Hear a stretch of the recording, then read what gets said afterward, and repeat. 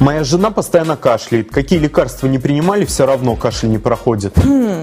А травки? Не пробовали? Пробовали. Кашляет и хихикает.